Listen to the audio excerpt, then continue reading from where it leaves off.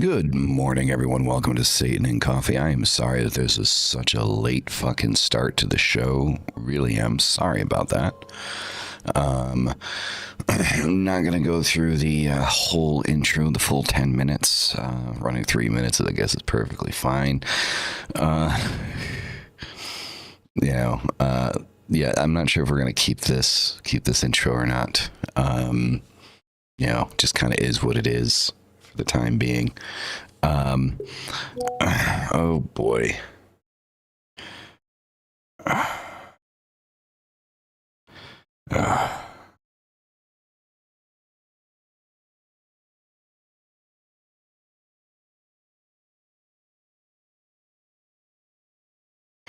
All right, so it's a very late start. Just trying to kind of get into the vibe of, the new routine that I've got going on here. And I woke up at like 7:30, and then I was debating whether or not I was actually going to do the show. And then I was like, you know what, fuck it, I don't want to miss Satan and Coffee. So I watched, before we get into, the topic this morning, right? So I watched a video from this divination witch or that divination witch. I'm not sure if it's this or that at the beginning of the name, but divination witch, right? Apparently this thing was posted like 7 months ago, right?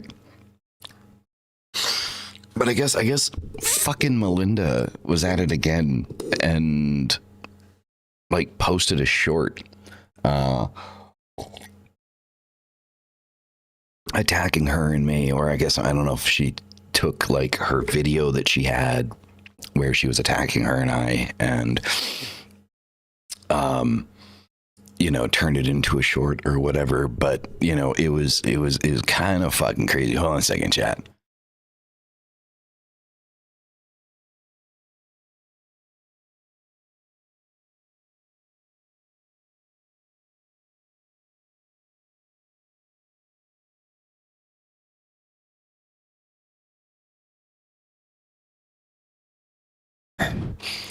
So, I woke up late and I couldn't bring my kid to school. I feel horrible about it. But it's a new routine. Bringing him to school, finally got him in the house, so just need to get used to that routine. So, yeah.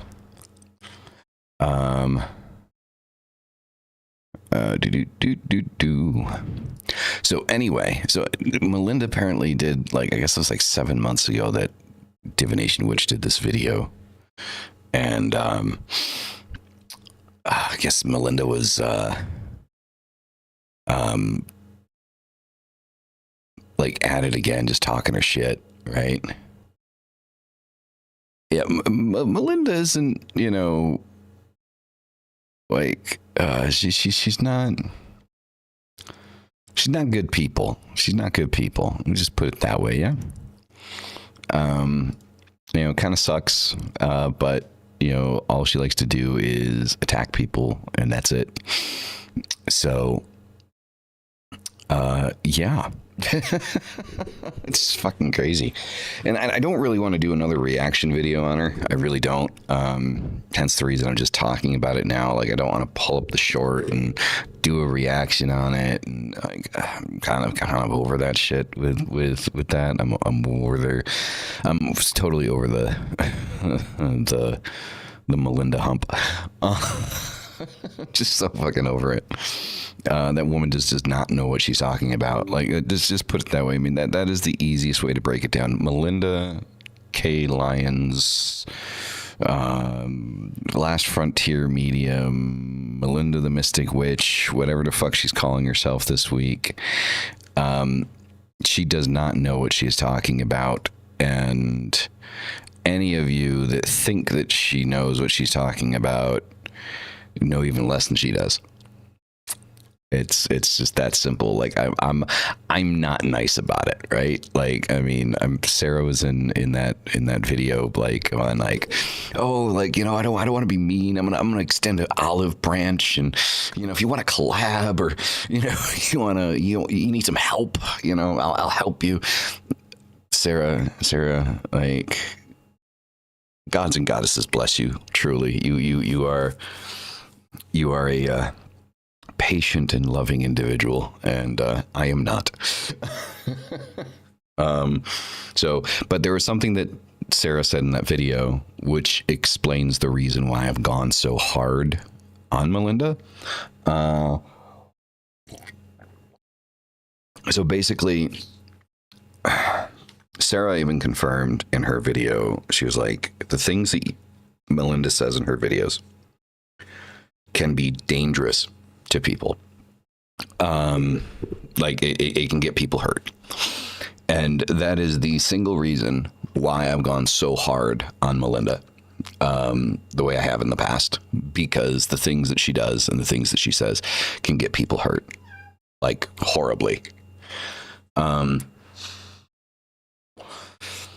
So that's the reason I've gone so hard. You know, I've stopped because she's not going to stop what she's doing. And her zombie followers are just that, zombie followers. So, you know, let Melinda do her thing. She's an idiot. She doesn't know what she's talking about. She makes shit up. She lies. She tells stories. And, you know, she gets all of her inspiration from, you know, the Conjuring franchise. So that's where all her information comes from, right? She decides, she calls herself, you know, a demonologist, but doesn't really know shit about demons, which is a sexy intro. Oh, okay. Thanks, man. Appreciate that. So yeah, I just wanted to bring that up really quick because that's a thing. So I'd watched that video by Divination Witch yesterday. I watched the whole thing. You know, and for Divination Witch, for the type of person that she is, she went hard. I will say that. You know, because Divination, she's a very nice person. And you know, she doesn't like conflict. I remember, like, you know,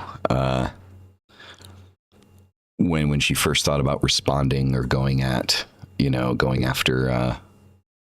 Melinda.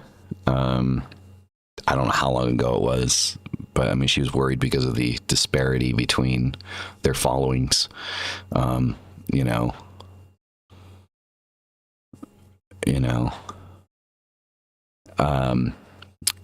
and that you know, she was going to get like hate or targeted or something like that. And I was like, God, like, shit. I mean, I went after fucking Melinda with like 500 followers. I don't give a shit. So it's just like, just go for it, you know? But I think at this point, like, everybody knows that she's full of shit, and like, people that continue to follow her just ignore the fact that she's full of shit. That there are hundreds, if not thousands, of more credible sources on YouTube to listen to and to follow than Melinda, and these people continue to follow Melinda. So, you know, it just kind of is what it is. Anyway, for today's topic, right? What we're going to be talking about, Luciferian Archetype and Jungian theory. I kind of want to go, what I wanted to do is like, I kind of glaze over this, you know, quite a bit, talking about, you know, Luciferianism, Satanism, and kind of like Jungian psychology. And I kind of wanted to be a little bit more specific about it, right? So, and I've also been thinking of a name for you guys for like this Sunday Black Mass, because at the end of the day, you guys are a congregation, I suppose. So you are my congregation of caffeine and heresy. I thought it fit, right? Caffeine and heresy. So many people, or at least us growing up, and probably many today, look at Lucifer or have heard of Lucifer as a biblical villain. I prefer to look at Lucifer as a Jungian mirror of the human drive for autonomy, right? The desire to want to be the individual, right? To want to have your own agency, your own sovereignty, you know, as an individual. Alter darkness, hail brother, welcome, welcome, welcome. Right, and so the idea here is, right, Lucifer symbolizes Jungian individuation, right? In the sense, the process of becoming the whole self through defiance and integration. Sorry. So, and I think that, you know, becoming the self through defiance and integration is the only way to do it. And when I say defiance, right, again, I think this is a word that many people get confused about. When I say defiance, I don't mean defiance to, you know, societal norms or defiance to, you know, the church. I mean, those are aspects, most definitely. Like, but that's not what I'm talking about when I say defiance. When I say defiance, right, it's defiance of the self. So defying the self that has been created through the limitations of society, through the limitations that have been put upon you, right? This is what I'm talking about, right? This is the focal point. Okay, it's not focused on just defiance for being defiant and, you know, being a rebel and, you know, saying fuck the system, you know, and though yes, that's part of it, that's not the focal point, right? Nor should it ever be the focal point, right? The idea of defiance against the system isn't defiance for defiance sake or rebellion for rebellion's sake, because it's too easy.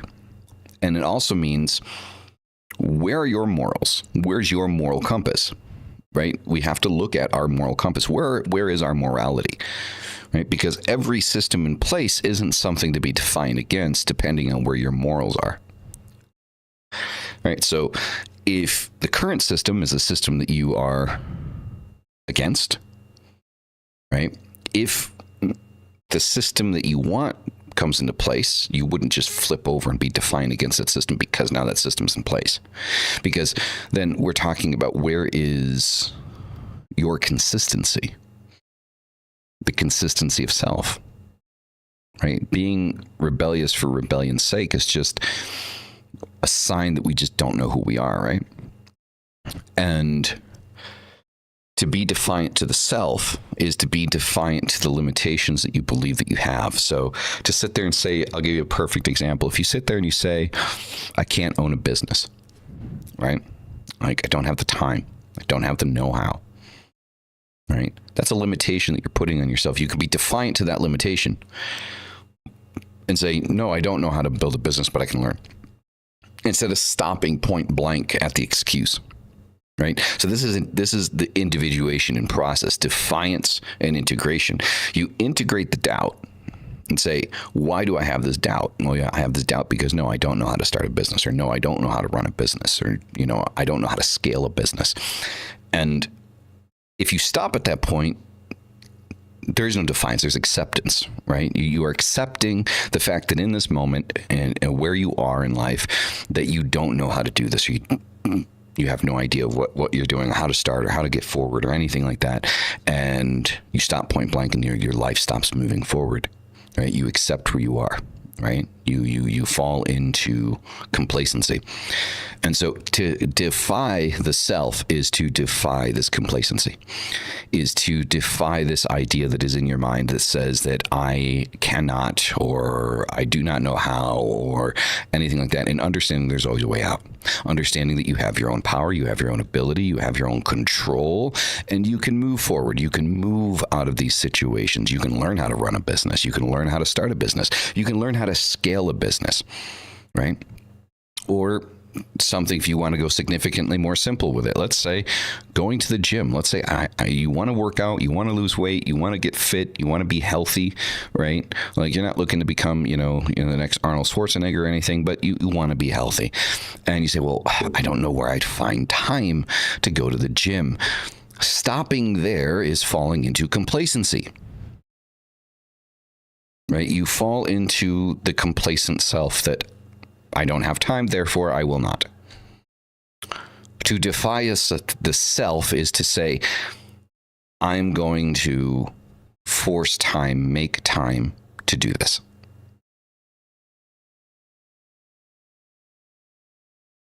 I do not know how to keep my mouth shut. I shall not defy myself. Right? So defiance, when we talk about defiance and integration, is we're talking about defying the aspects of ourselves that we want to change instead of falling into complacency with these things and hating ourselves. Right? Right? So Lucifer as the light bringer is illumination of unconscious material. Right? And Lucifer, in this sense, can be compared to Jung's Promethean archetype, stealing divine fire to awaken humanity. Right? As an archetype, both, right, become kind of like this idea of shadow and savior. Dual nature reflecting the psychological paradox of the self, the limitations that we put on ourselves. Right? Lucifer's rebellion is the first act of consciousness. The no that births identity. Right? The stopping point, the defiance, the first identifiable moment of defiance to birth identity. Who am I? What am I? And what do I want to be? What do I want to become? Becoming. What am I going to become? Right? The story mirrors, the psyche's refusal to remain in blind obedience, the ego's awakening from the unconscious. Right? So one does not become enlightened by imagining figures of light, but by making the darkness conscious. It's Carl Jung, right? So you don't simply become an enlightened individual because you imagine light happening, or you believe in angels and, these figures of light that are going to come and save you. But you become enlightened by making the darkness, the things that you hide, the things that you refuse to face, you bring them to the conscious mind. Right? So you take the shadow, you bring it to the ego, and you integrate it in. Right? And then through that process, you become more aware of who you are. Your identity becomes more solidified, and you become enlightened to the self. Lucifer, essentially, in this case, is the psychological spark that breaks the comfort of ignorance. In Jungian terms, he is the shadow when rejected, and the individuated self when integrated. Right? So what is, if we were to we look at psychology, we look at Jung, and we look at Lucifer, what is Lucifer, what is the Luciferian function in this, right? So the Luciferian archetype appears in the psyche when the individual is ready to confront repressed truth. Okay, so often appearing during a midlife crisis, creative transformation, or even moral rebellion, right? When you choose to stand against something, right? And you begin to define your own morality, your own moral structure, right? And again, we've talked about this before, right? Luciferianism, Satanism, all of these things, the left-hand path, it doesn't ask you to live with an absence of morals, but rather to construct your own morals, your own morality, and to decide what parts inside a society's norm are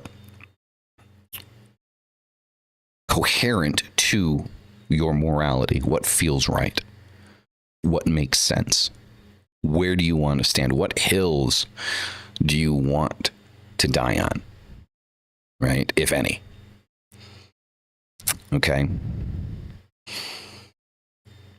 So functions as the agent of individuation, right? So forcing the ego to acknowledge its own hypocrisy and limitation.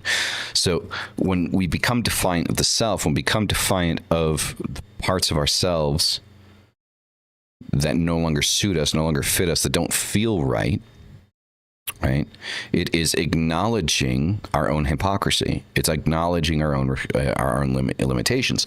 Like, so a lot of us, like when it comes to the left-hand path, when it comes to Luciferianism, when it comes to Satanism, when it comes to all of these wonderful things that we talk about, many of us would love to focus on the idea of, you know, personal power, self-empowerment, you know, doing things for ourselves, becoming the individual, finding our identity, all of these wonderful things.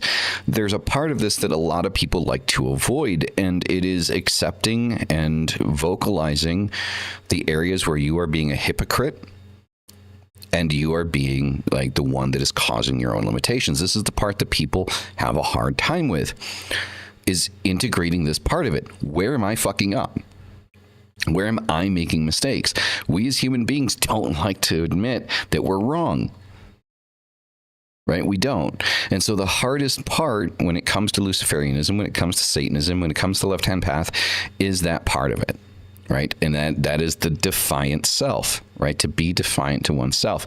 That aspect is the hardest part for so many people to actually take a hard look at and say, yeah, okay, I'm kind of fucking up here. I'm kind of fucking up there. I could do more here. I could do more there. We don't like to do that. We like to throw out excuses. Well, I don't have time, right? Or, you know, I was too tired, or I have too much work, or I already have too much on my plate. And so here's the thing. Let's be completely honest. When you really want something, no matter what it is, when you really, really want something, you make time for it. You make time for it. You don't come out with excuses. You make time for it. So anything in your life that you want to achieve that you do not achieve, and you throw a million excuses at yourself of why you're not achieving it, they're just that. They're excuses. That just means you just don't really want that thing as much as you think you do.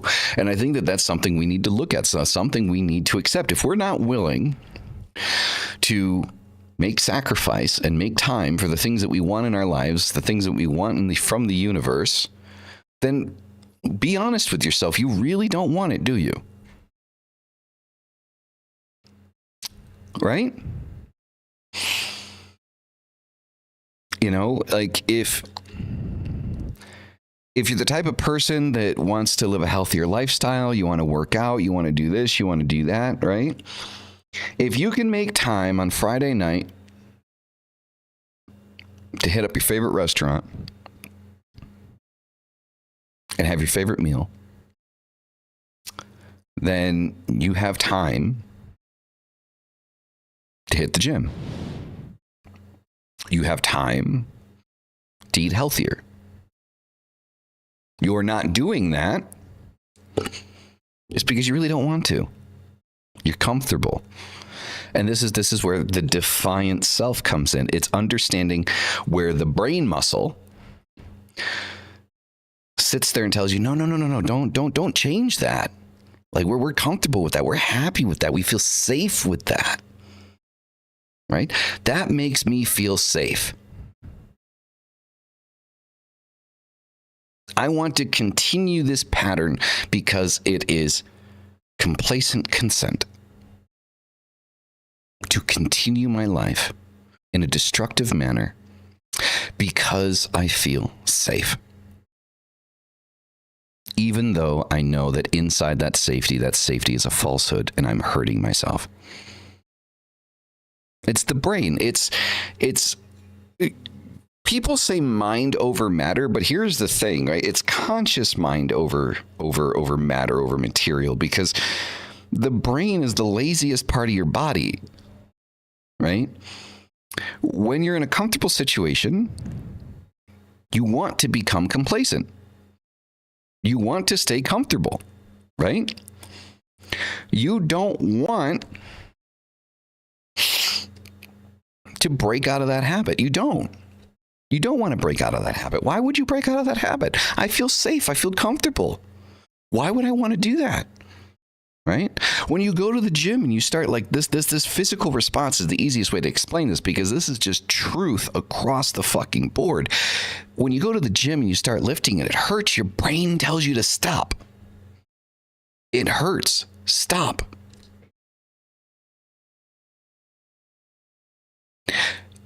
It is action over the mind's necessity to be comfortable. It is to force conscious action, kinetic energy, to go beyond what the brain wants. That's what it is, right? You have to consciously go, this feels good, right? And then turn pain into pleasure. It's what we do with tattoos. Tattoos fucking hurt, right? Unless, of course, like you're using something like numbing cream, which I don't. No hate against people that do, but I don't. Generally speaking, tattoos hurt.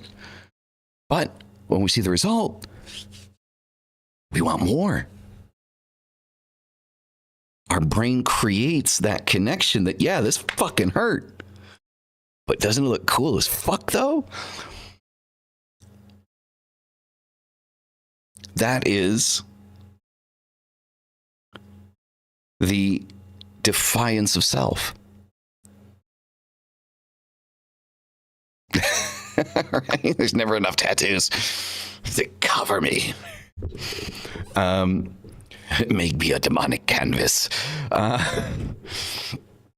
So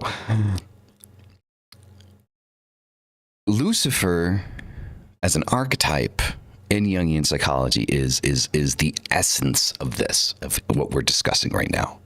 It is the essence of this. Is understanding that all parts of life function very similarly to what we're talking about now. We're talking about physical pain reactions and forcing through the pain, the suffering, to get to a result that we want. Everything worth having in life follows that same pattern. You want to start your own business, you have to suffer through the idea of building it, putting it together, fighting to get clients, right? The months where you're not making any money. You have to suffer through those parts. Not everyone can be an entrepreneur. Entrepreneur has become such a sexy word now. Everybody wants to be an entrepreneur, but nobody really does have the grit to do it. And make no mistake about it, it takes grit to be an entrepreneur. It takes the ability of self-defiance and going against the brain that says, maybe I should just get a 9-to-5 because that's the easy way to get a paycheck. I'll be limited about, to my freedom, what I can do in my free time, how much free time I have, how much money I make. I'll have to fight to try to get a raise every year to see if this is something that they'll give me. And there's nothing wrong with that. There's nothing wrong with wanting to be in that situation, in that process. If that's what you're comfortable with, if that's what you want, then just accept it. Accept it. That's what you want, right? Accept it. For as much as you think it would be a nice idea to, have a business and stuff like that, that you don't want to deal with the hassle, the stress, everything that comes with it. There's nothing wrong with not wanting to deal with those things. But if you do want those things, if you truly, truly want that identity, that individuation, that individuality, that power of self, whether that be in the gym, in business, in your relationships, protecting your peace, that's another one. Not dealing with toxic people, that's another one.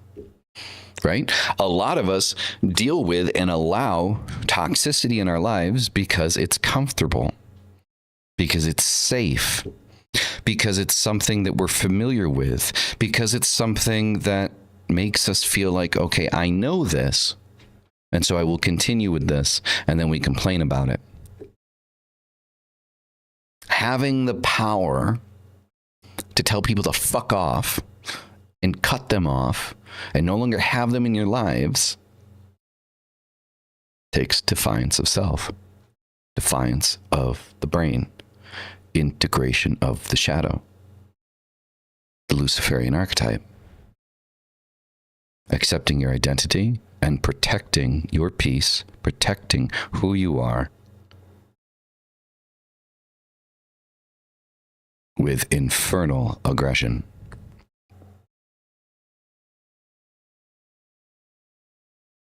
Right? So, how does Lucifer parallel with Jung's concept of like psychopomp? So, Hermes-like figure guiding souls through the underworld, right? Integration of shadow is Lucifer's return to heaven symbolically, right? If we want to look at it that way. The archetype as a necessary destroyer, right? Transformation demands the burning of illusion. We have to burn the illusions. We have to burn these things, these lies that we tell ourselves. That's what the light does. The light isn't just like a flashlight that guides, you know, your way. The light, when we talk about Lucifer's light, when we talk about the light bringer, whether we're talking biblically, whether we're talking Roman, choose your pantheon, Lucifer's light is scalding. In Lucifer's light, any aspect of the self that is weak and undeserving of the process going forward will be burned away, will be turned to ash. And we will rise from that.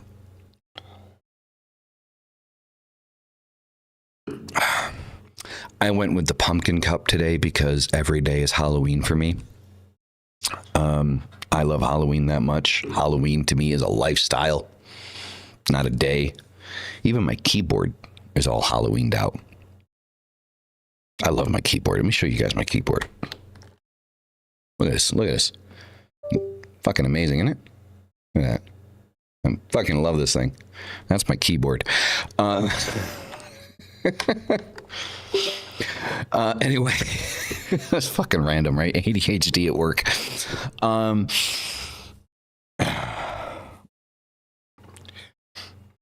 I love my keyboard. I love it. Like, I'll just sit there and just kind of look at it. It's like, ooh, it's so nice. I don't know why I just went full fucking like the dictator there, but you know. All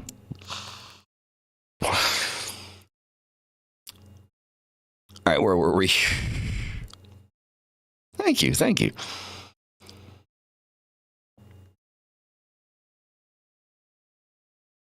So, Jung's analysis of the moral evolution of God and man, right,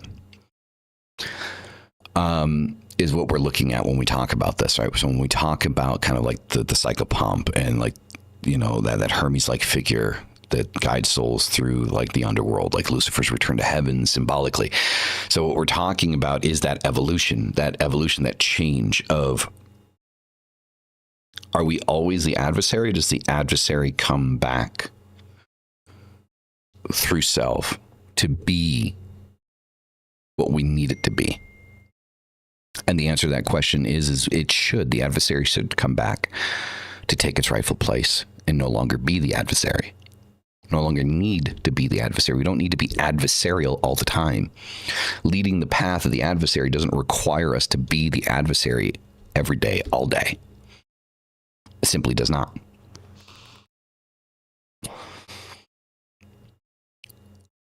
So the pact and the shadow,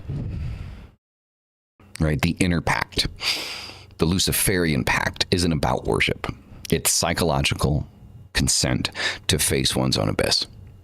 To invoke Lucifer is to confront your own divinity through rebellion. The archetype demands accountability and radical honesty, right?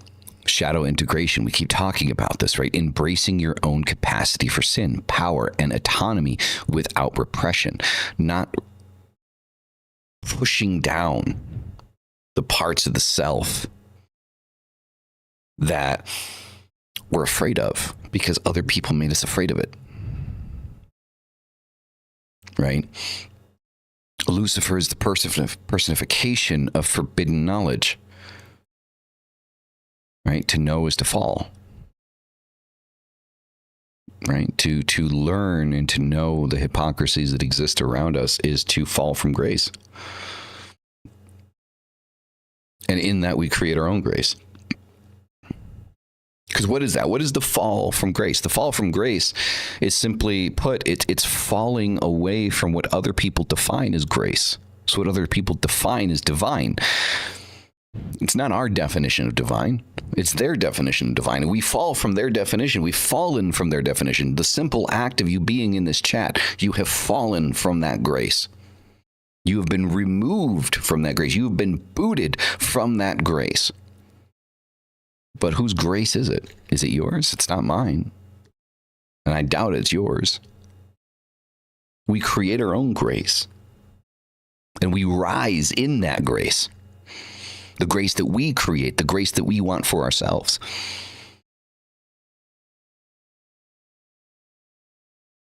That is the embodiment of the Luciferian path, of the left-hand path. When we integrate the parts of ourselves that we're afraid of, that the reason we got kicked out of grace, that we fell from grace, from God's grace, was because we understood who we were. We found our identity. And it is in that fall that we also rise. It is a simultaneous action. It isn't a fall to hit bottom and then come up. It is down and up at the same time. And down and up at the same time keeps us afloat. We never fully fall unless we allow ourselves to do so.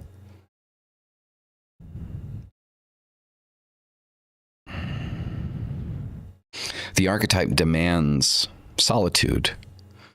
No authority can mediate between you and yourself. Not solitude. It doesn't need to be a solitary path all the time. It doesn't mean to cut off your family. It doesn't mean to cut off people that you love. But it does mean to cut off the fat of essence, to remove the fat around the heart, to allow the heart to beat fully to its full capacity. It is to understand who deserves and who doesn't deserve your presence, the presence of your own grace. To meet Lucifer is to be told, stop lying to yourself. Stop kneeling to illusions of purity. Every halo is forged from the light of your own fire.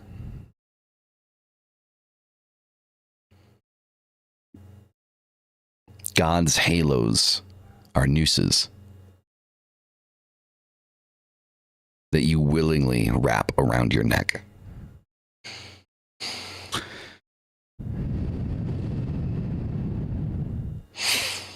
Lucifer could also be compared to Faust's Mephistopheles.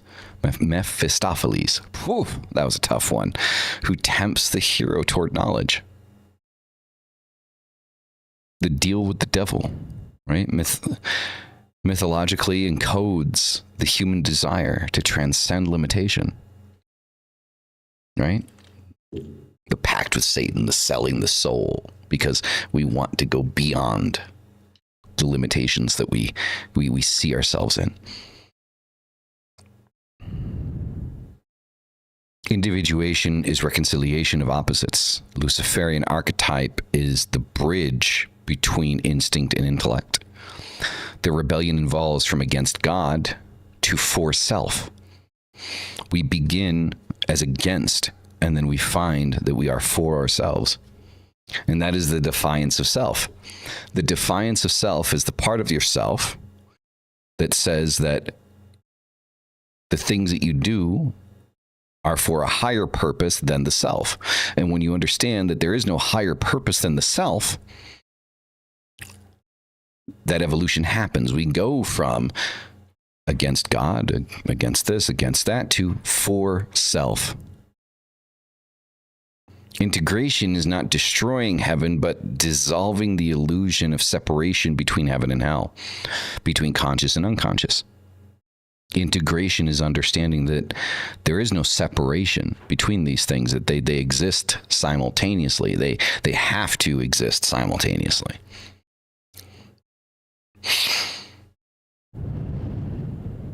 The Luciferian state is post-rebellion maturity. It's illumination without self-destruction. Jungian's individuation process is a spiritual alchemy. Solve et coagula, the very essence of Baphomet's mystery. Lucifer is the first alchemist of consciousness.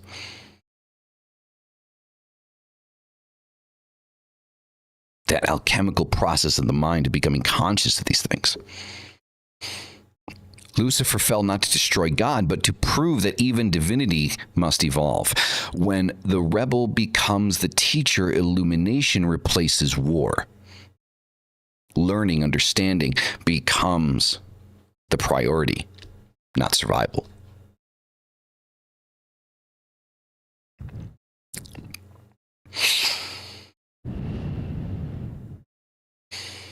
The archetype teaches that rebellion without reflection becomes chaos. Reflection without rebellion becomes stagnation. The Luciferian balance is will aligned with awareness.